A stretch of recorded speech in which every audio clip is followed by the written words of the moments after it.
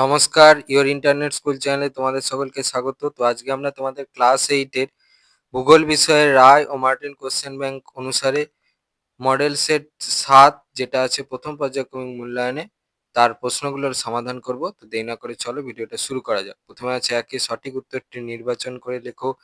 একটা বলেছে রাশিয়ার কোলা উপদ্বীপের গভীরতম কৃত্রিম গর্তটির গভীরতা, সঠিক অপশন হচ্ছে অপশন সি 12 কিমি। পরে 2 বলেছে ভুটানের প্রধান ভাষা, সঠিক অপশন হচ্ছে অপশন এ জাংথা। পরে 3 বলেছে ভূপৃষ্ঠ থেকে পৃথিবীর অভ্যন্তরের দিকে তাপমাত্রা, সঠিক অপশন হচ্ছে অপশন এ বাড়ি। পরে 4 বলেছে পৃথিবীর গভীরতম সোনার খনি কোন দেশে অবস্থিত, সঠিক অপশন হচ্ছে অপশন বি দক্ষিণ আফ্রিকা। পরে 5 বলেছে প্রশান্ত মহাসাগরীয় পাত বছরে কত সেমি করে পশ্চিমে সরে যাচ্ছে, সঠিক অপশন হচ্ছে অপশন বি 10 সেমি। পরে 6 বলেছে নিঃসারী আগ্নেয়শিলা হলো, সঠিক অপশন হচ্ছে অপশন সি অবসিডিয়ান। পরে 2 এতে বলেছে শূন্যস্থান পূরণ করা। একটা বলেছে পাকিস্তানের উচ্চতম শৃঙ্গ ড্যাশ। উত্তর এই প্রশ্নের জন্য এই প্রশ্নের উত্তরটা লিখলে হবে উত্তরটা ইচমির। পরে 2 বলেছে মায়ানমারের রাজধানী ড্যাশ। উত্তরটা হচ্ছে নেপাই দাও। পরে 2 বিতে বলেছে শুদ্ধ বা অশুদ্ধ লেখো। একটা বলেছে কাদা পাথর একটি পাললিক শিলা, এটা শুদ্ধ। 2 বলেছে কেন্দ্রমণ্ডলের প্রধান উপাদান হলো অ্যালুমিনিয়াম ও সিলিকন, এটা হচ্ছে অশুদ্ধ। পরে 3 বলেছে নিচের প্রশ্নগুলির সংক্ষিপ্ত উত্তর দাও যে কোনো দুটি। একটা বলেছে পাকিস্তানের জলসেচ ও কৃষিকাজ সম্পর্কে লেখো। এই প্রশ্নের জন্য এই প্রশ্নের উত্তরটা লিখলে হবে এখান থেকে উত্তরটা চলছে।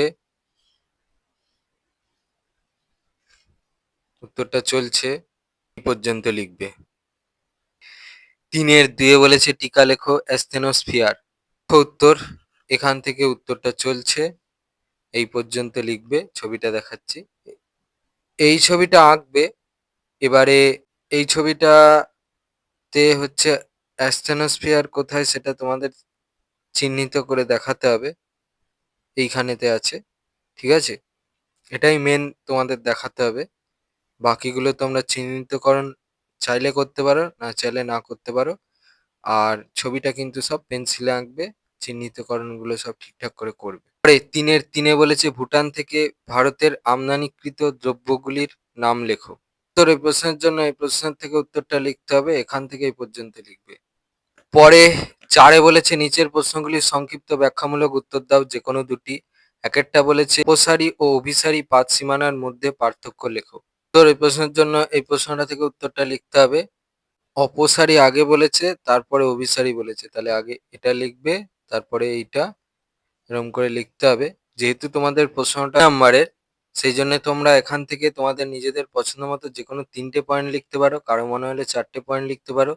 আর যদি স্কুল ভিত্তিক কোনো ব্যাপার থাকে তাহলে তোমরা 6টা পর্যন্ত পয়েন্ট লিখে দিও। পরে 4 বলেছে ভূমিকম্পের প্রাকৃতিক কারণগুলি উল্লেখ করো। এই প্রশ্নের জন্য এই প্রশ্নটা থেকে লিখতে হবে, এখান থেকে এই পর্যন্ত লিখবে। এবার দেখো এখানে তোমাদের অনেক পয়েন্ট দেওয়া আছে, যেহেতু প্রশ্নটা 3 নাম্বারে, তাহলে এখান থেকে তোমাদের নিজেদের পছন্দ মতো যে কোনো 3টে পয়েন্ট লিখতে পারো, কারো মনে হলে সে 4টে পয়েন্ট লিখতে পারো। আর স্কুল ভিত্তিক ব্যাপার থাকলে তাহলে 6টা পর্যন্ত পয়েন্ট লিখে দিও। পরে 4 বলেছে গ্রানাইট ও ব্যাসল্ট শিলার মধ্যে পার্থক্য লেখো। কোটা দেখে নাও। এবার এখানে তোমাদের অনেক পয়েন্ট দেওয়া আছে, কিন্তু যেহেতু প্রশ্নটা তোমাদের 3 নাম্বারে, তাহলে এখান থেকে তোমাদের কারো মনে হলে 3টে পয়েন্ট লিখতে পারো, যদি কারো মনে হয় সে 4টে পয়েন্ট লিখবে। আর স্কুল ভিত্তিক ব্যাপার থাকলে তাহলে 6টা পর্যন্ত পয়েন্ট লিখে দিও।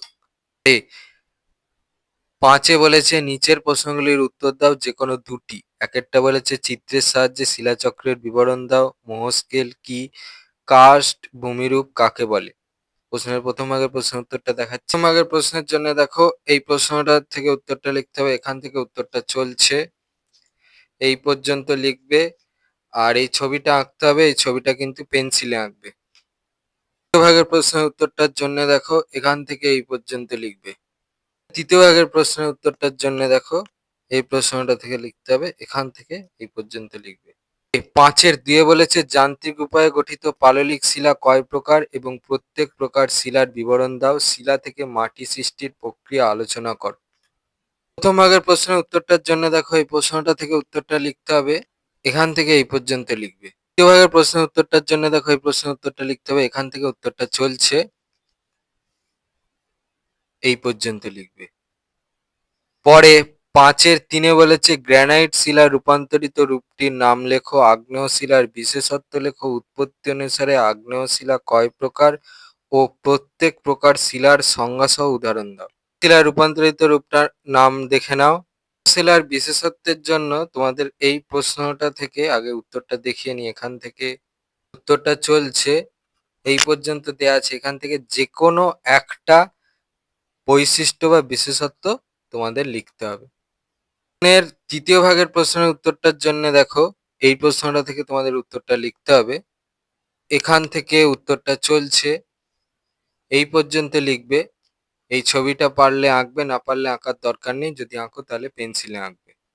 তোমাদের ক্লাস 8-এর ভূগোল বিষয়ের রায় ও মার্টিন কোশ্চেন ব্যাংক অনুসারে প্রথম পর্যায়ক্রমিক মূল্যায়নের মডেল সেট 7-এর প্রশ্নগুলোর সমাধান। তো তোমাদের যদি এই ভিডিওটা ভালো লেগে থাকে তাহলে ভিডিওটাকে অবশ্যই লাইক করে দাও এবং আমাদের চ্যানেলটাকে অবশ্যই সাবস্ক্রাইব করে দাও। এই ধরনের ভিডিও নোটিফিকেশন জলদি পেতে হলে আমাদের চ্যানেলটাকে সাবস্ক্রাইব করার পাশাপাশি পাশে থাকা বেল আইকনে গিয়ে অবশ্যই ক্লিক করে দাও, যাতে করে ভিডিও আপলোড হওয়ার সাথে সাথেই তোমরা তার নোটিফিকেশন পেয়ে যাও। আর দেখবে ভিডিও ডেসক্রিপশনে আমাদের টেলিগ্রাম এবং হোয়াটসঅ্যাপ গ্রুপের লিঙ্ক দেওয়া আছে, সেখানে তোমরা জলদি জয়েন করে যাও, যাতে করে সাজেশনের পিডিএফগুলো তোমরা ফ্রিতে এবং জলদি কালেকশন করে নিতে পারো। তো আজকের মতো ভিডিওটা এই পর্যন্তই, দেখা হচ্ছে পরবর্তী ভিডিওতে।